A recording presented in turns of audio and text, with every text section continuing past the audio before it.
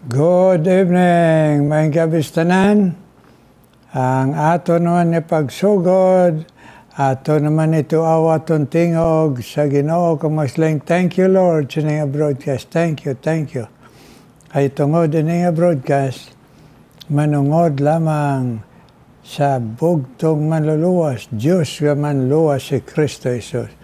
Huwag na iban nga ina-introduce sa inyo ako o reliyon o leader sa mga reliyon, kundi only Jesus saves. Okay? Mga viewers, karon makantan man kita sa atong theme song, In Times Like This.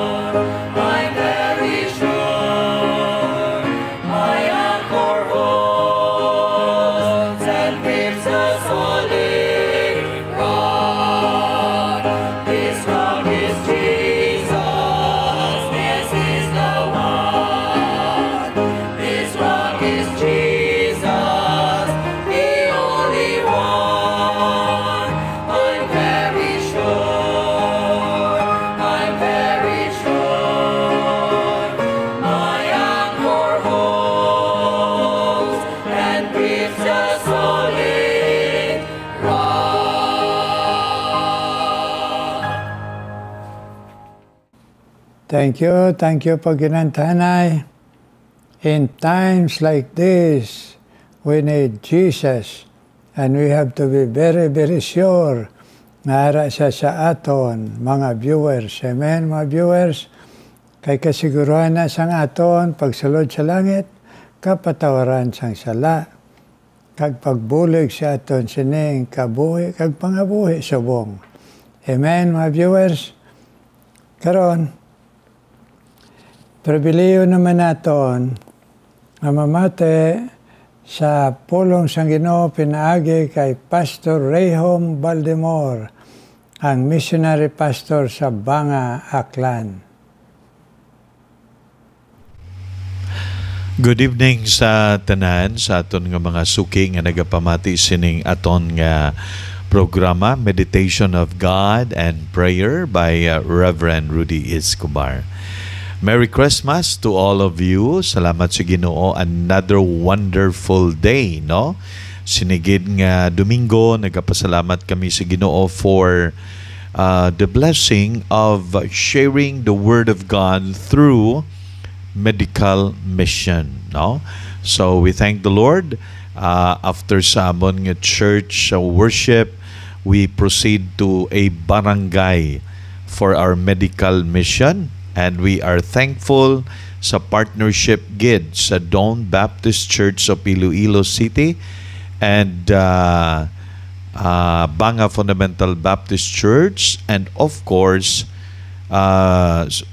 Barangay Sirudo Council, and our barangay captain. Salamat gid sa Ginoo kay Honorable Jane Rintilio. And of course, salamat gid sa Sirudo Barangay Council nga nagbulig man sa aton sa pag-reach out sa mga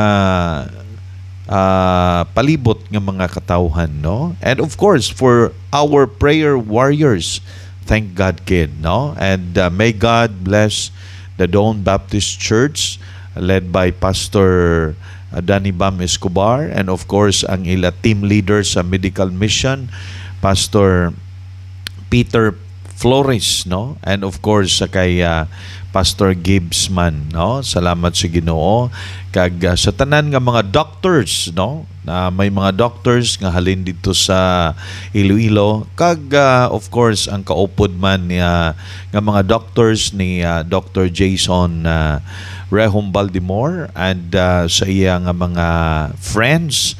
Salamat gid sa inyong pag upod sa amon sa sining aton nga ginhimo the acts of love naton sa mga kanakan sa Ginoo diri sa Banga para mawaragwag sa kahanginan at the same time ma-share gid naton ang gospel of the Lord Jesus Christ to these people in Sirudo, Banga. And we are thankful to the Lord, no?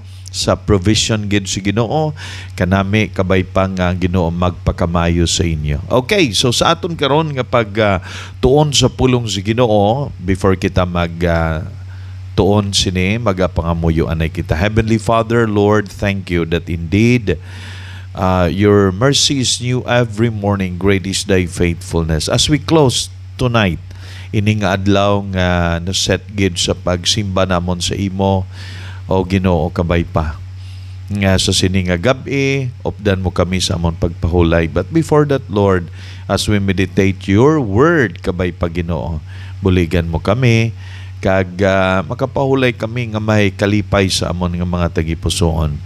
Lord, ginatugyan namon initanan sa imo in the mighty name of our Lord Jesus Christ and in the power of the Holy Spirit. Amen and amen. Okay, now of course, it's Christmas time, no? Ang aton nga focus sa pagtuon karon sa pulong sa Ginoo sa isa sa mga guest ni Jesus during the time sa iyang birthday. I call it the humble shepherds, no? Ining mga shepherds, they are the people outcast sa ilang sosyedad during the time, no? Kaya mga shepherds sila. Kung mga shepherds ka, daw ang pagtulok sa tao during the time daw kanubo gid sa ila. Kaordinaryo lang nga tao. But you know what? We can see here, no? If you look at Luke chapter 2 verse 15 to 20, ari dire makita naton sa pulong sa Ginoo.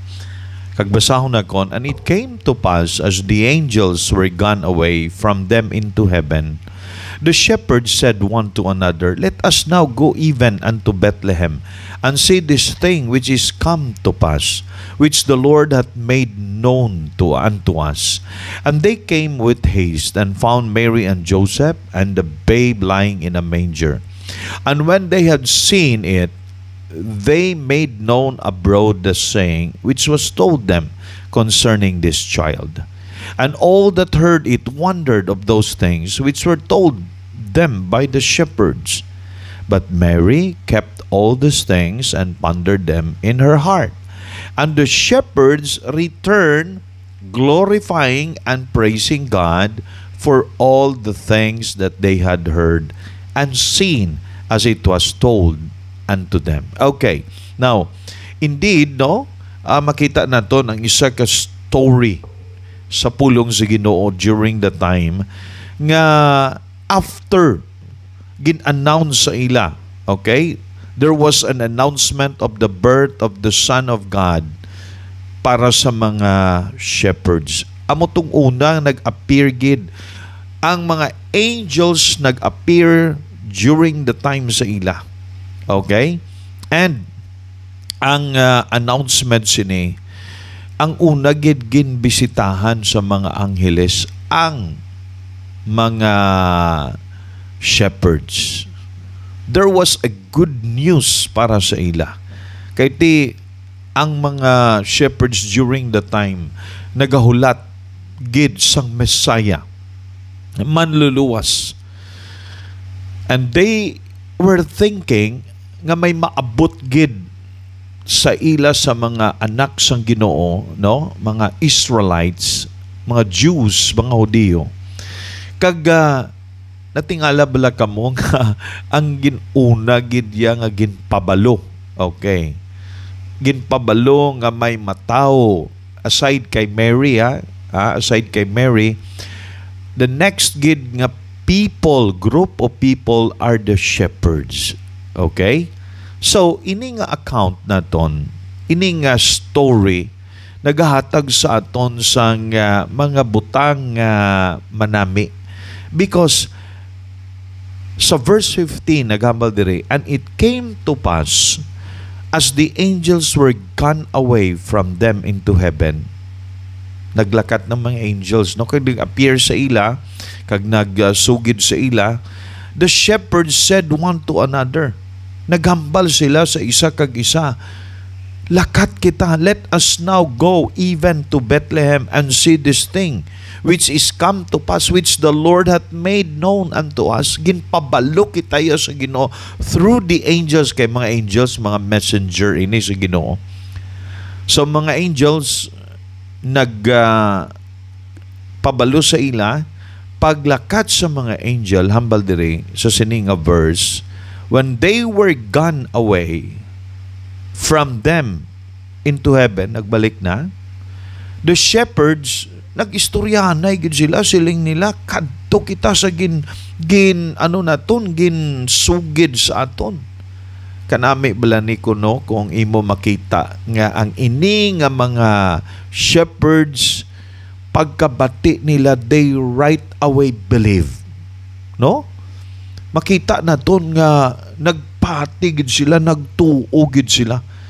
You know what? When we hear the news, the first thing nga aton himuon, tuod gid bala amo nang question. Pero ini sila, wala na sila nagduha-duha. They don't doubt anymore. They right away believe. Grabe, no? Because in their hearts, they are waiting for the coming Messiah. Karon, ang messenger sa Ginoo nga mga anghel nagsugid sa ila. And in their hearts, they were overwhelmed. Although nga, they were so afraid pag-appear sang isa ka angel nga nagsugid sa ila. After that, umabot ang damo ng mga angels kag nagkanta sa ila. Glory to God in the highest. No? Kanami, no? So, ang mga shepherds, they were so amazed after nga may fear sila. Pero hambal sang angel sa ila, do not be afraid. Di ka mo magkahadlok. And primero, of course, nahadlok yun sila, no? By nature, tao ka may appear sa imong hayag. The sun, ang sitwasyon sa to, ang senaryo, ang gloria, ang kahayag, no? Nagpalibot sa ila. That is the reason why nga ini nga mga shepherds, primero, nahadlok yun sila. Pero, despite of that, later, nadula ang kahadlok kay ginbuslan sang kalipay. And hearing of that news, they believe in their hearts. Kay siling nila, let us now go even unto Bethlehem and see this thing which is come to pass, kanami which the Lord hath made known to us. The news, the good news was known to the shepherds, the humble shepherds. Masiling naton nga humble shepherds kay hindi ini sila mga bugalon nga klase nga tao. They are lowly, outcast. Daw mga nubo lang ilang nga sitwasyon sa ila kabuhi, kay mga nagbantay, mga higko man ni sila, baho, mga siguro kay when I was in Israel, nakita ko dito ang mga shepherds tuod, no? Grabe. Pero although, no, mga inigugma, mga abyan, although they are ordinary people, amutong ginuna sa Ginoo pabalo. Kaya man nabalaan si Ginoo sa ila tagipusoon, ini nga mga tao ni madali ini sila magpati sa propesiya nga gintanaw nila sa pulong sa Ginoo during the time, sa biblical times, sa Old Testament times, di ba? Amo nang hambal gani sa Isaiah nga prophecy, Isaiah 9:6, no? Hambal dira, for unto us a child is born, unto us a son is given, di ba? And the government shall be upon his shoulder, and his name shall be called Wonderful Counselor, the Mighty God, the Everlasting Father, and the Prince of Peace.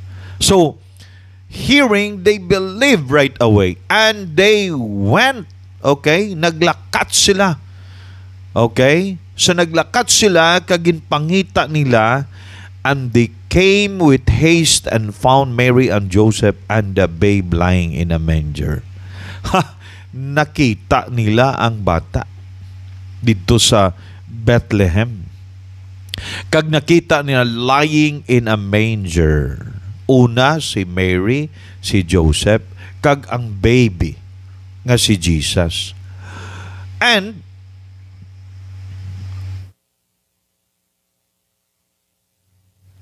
they believe, kay nakita nila. There was a fulfillment of the faith nga gintuuhan nila, wala nila nakita, pero nagpati sila nga tuod ang ginsugid sa ila. Amo nang exercise ang faith. Ginpangita nila, then nakita nila. And found Mary and Joseph and the babe lying in a manger. So, when they believed, they put their faith and confidence sang news nga ginhambal sang mga anghel. Kag amo ato ang nagtulod sa ila nga pangitao nila kag nakita nila. O kanami ma-exercise sa pagtuo naton. You know what? Ang isa kadako nga lesson sini sa aton karon. Ini balang i-exercise ni mo imo pagsalig sa Ginoo. Ang promise sa Ginoo ara gid, ang faith kinahanglan ma-apply naton. Ina ang natawag naton living faith. Okay? Every day pangabuhi naton, pangalagad naton sa Ginoo, we have to exercise our faith and confidence in God. Now, karon, lastly, makita naton diri. And the babe lying in a manger. Pag-abot nila, they saw. Wala nila ginsimba si Joseph kag si Mary. Siling diri sa verse 17 and 18. And when they had seen it, nakita nila, sang nakita nila, they made known abroad the saying which was told them concerning the child. Why sila nagsugid parte kay Joseph kag kay Mary? Ang ginsugid nila, they made known abroad saying which was told them concerning sang child, sang bata. And all they that heard it wondered of those things which were told them by the shepherds. Kita mo? Pagkakita nila, nag-abot sa ila tagipusoon nga i-share nila si Jesus nga nakita nila sa iban nga mga tao nga masugata nila. Oh. Verse 20. And the shepherds returned, glorifying and praising God for all the things that they had heard and seen as it was told unto them. They shared, and after that, the outcome of that overwhelming nga experience nila, pagsugid nila, grabe ang ila kalipay kag pagdayaw sa Ginoo. You know, amo na sa aton dapat sang tion nga nakilala ta ang Ginoo, it will motivate us to praise God, to be thankful to God, and to share the good news nga nabaton naton. Ang pangutana ko sa imo, sini nga Christmas, are you willing, kung ikaw nakabaton kay Kristo Jesus bilang imo Ginoo kag manluluwas, are you willing to make known the Lord Jesus Christ to others? Share Him this Christmas. Kung wala man kakabaton sa Ginoo, believe kung anong ara sa pulong sa Ginoo nga nagahambal sa aton, because the essence of Christmas and the focus of the celebration is the Lord Jesus Christ. May God bless His word into our hearts. Kagkabay pa, makilala mo si Jesus. Kag kung nakilala mo man si Jesus, kag nabaton mo na, i-share siya sa iban nga tao. Agud sila makilala man nila ang Ginoo. Amen? Thank you, Lord, sa imo nga pulong, nga amon nabatian sini nga gabi, i-bless ni sa amon tagipusoon. In Jesus' name, and in the power of the Holy Spirit. Amen and amen. Merry Christmas and Happy New Year. God bless you. Thank you, God. Pastor Rayhom, ay gabay pa, magapadayon ang pagpakamaayo sa Ginoo sa imo kay Mambing, kag sa duha mo kabata nga maghalad sila sa ang ilagin pangayo nga propesyon para Ginoo paggamit sa pag-share sa aton Ginoo nga si Jesus.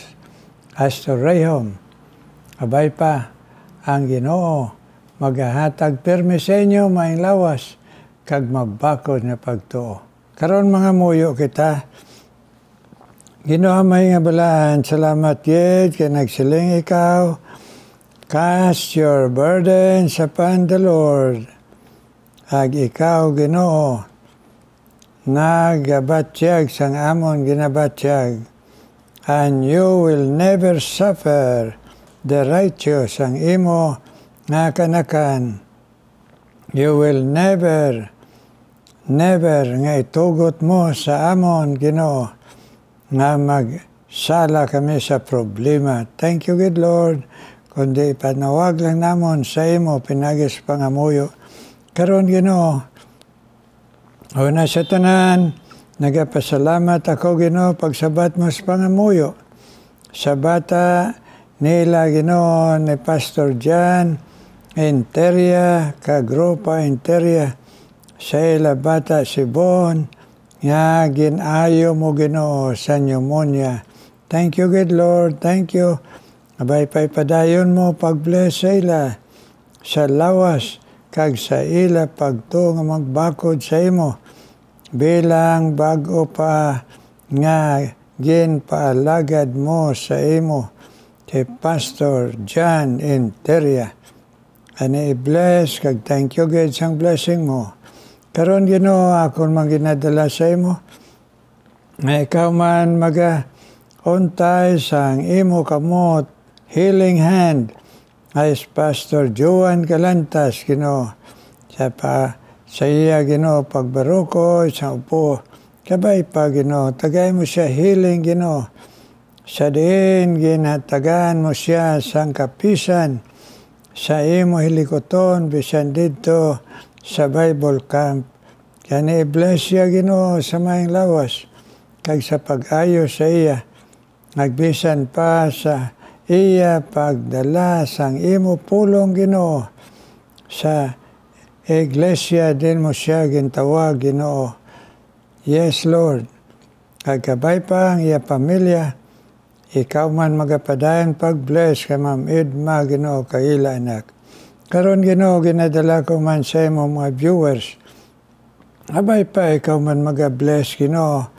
Bisan pa Ginoo nga nagapadayan pangamuyo Ginoo si Ma'am Bing Escobar Baltimore. Kaya pagpangamuyo permis pagpamati sini nga broadcast nga ang gahom ara lang sa imo, wala sa imo alagad Ginoo. So bless Ma'am Bing Baltimore Ginoo, kag sa iya pamilya. agi-bless man, Ginoo. Bisan pa padayon, si Ma'am Perla Pariha, ang gintawag mo, Ginoo, nga magaupod sa imo, alagad si Pastor Pariha, Ginoo, dito, Ginoo, sa Sorsogon. Kabay pa, tagaan mo man si Ma'am Perla, maing lawas, ayun man ang iya mata, Ginoo, nga ginoperahan, Ginoo, completely, kabay pa ayuhon mo, kagahom sa imo, Ginoo, alagad Pastor Pariha, sa pag-share sa imo, Lord Jesus.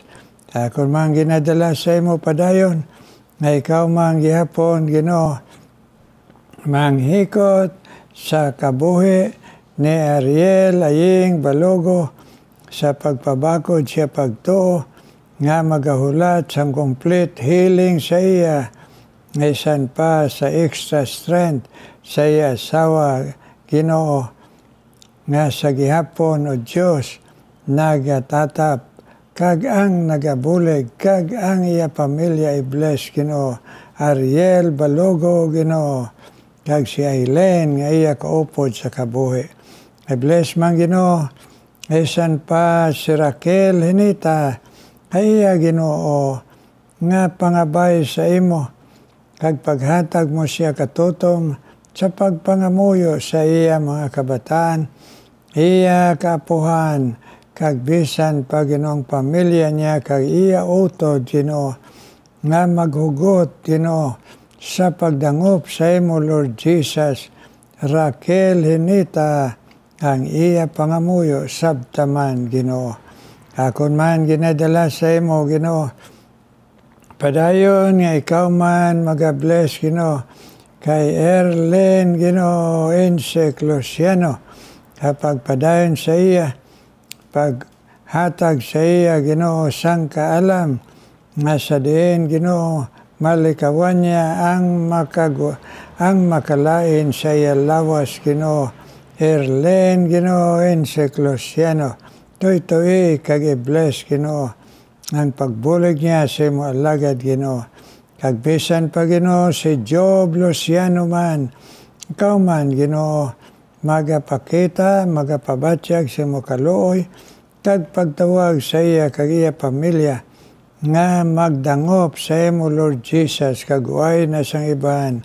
Job Luciano, Ginoo, akon man panawagan sa imo, ikaw man mag-bless, Ginoo, kay Marieta Malunggayon, Ginoo, ay padayon nga pagpamate, pagpalaygay sa mo pulong sa niya broadcast, ipabakod man ang iya pagtuo, bless man iya lawas, kag iya bana nga si George, kag iya mga kabataan, kag kapuhan, please, Ginoo, sabtaman ini, nga asawa, kag lula, Ginoo, kag iloy.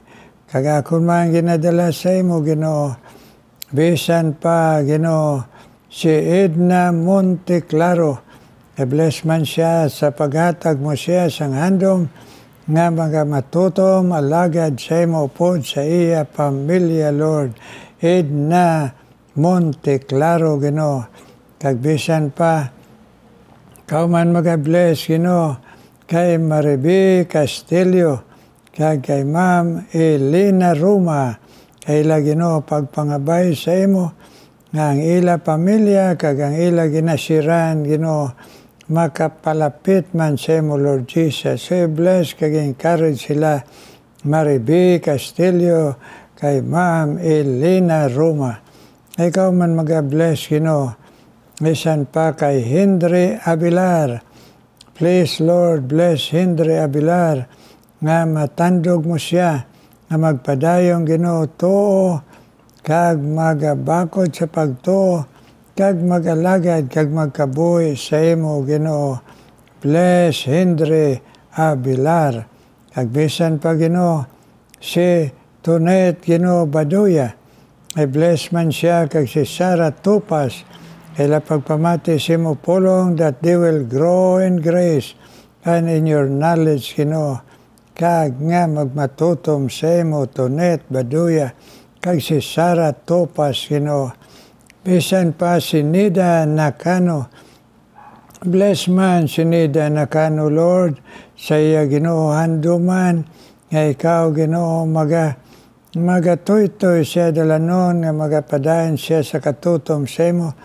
Bisan pa Ginoo nga may mga kaluyon sa lawas, kami nga mga senior citizen, pero encourage lang kami to keep on believing and keep on, Lord, praying nga ang imo gahom pagtoy-toy kaalam sa balang espiritu naga-inspirar sa amon nga magapadayon alagad sa imo, Lord Jesus. Ini ang amon ginapangabay ay ginapangamuyo, ginapakiluoy. In Jesus' name. Amen. Amen. Amen. Amen. Amen. Amen. Mga viewers all around the world, salamat pagpinangamuyo ay kag pagpangamuyo man sa amon mga lagad sa Ginoo, kag mga request nyo sa pangamuyo. Karon, mamati kita special number.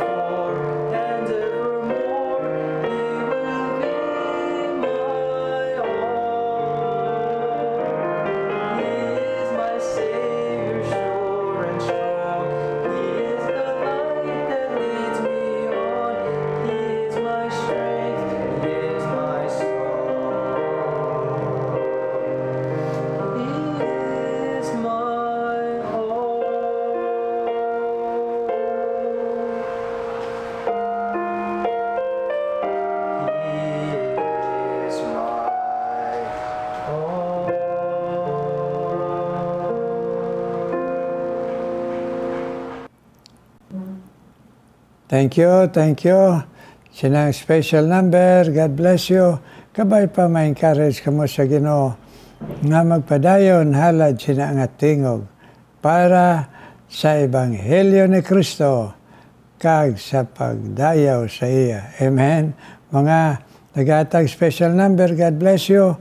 Kag kami mga alagad sa Ginoo, kag kamo nga mga viewers all around the world, kabay pa ang Ginoo magabakod sa aton pagtuo kag sa aton lawas. Amen. Amen.